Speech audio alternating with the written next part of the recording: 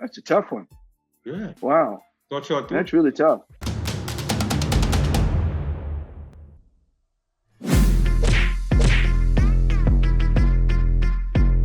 And all three of them are pretty much almost like what I talked about earlier, almost transcendent talents.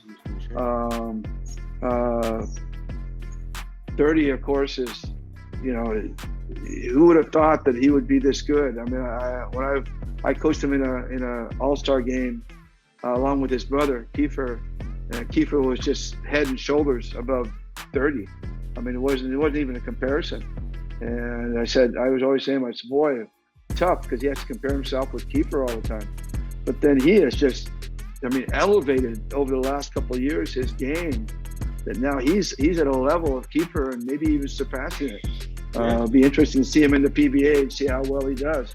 But he's had an amazing story in my mind. And then Kobe Paras is the super athlete. He's a transcendent athlete. You don't see that kind of athleticism. But I honestly I'd have to go with Kai. I mean, you just don't get a guy like that. I mean, he was 7'2" or 7'4" almost. I had the great pleasure of coaching his dad at Alaska. I remember him bringing him to practice. Kai brought him to practice one day. Kai was about 6'4", I think 6'3", 6'4", and he was like 11 years old.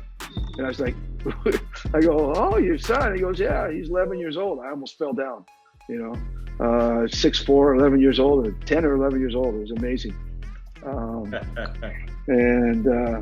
So I remember Kai when he was young. But yeah, I just think that you'd have to go with him. I mean, still, you can't teach height, and you always get thrilled with the idea that maybe you could do this or that with that kid.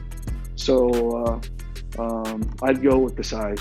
As much as I like Thirdy and as much as I like Kobe, I'd have to go with Kai.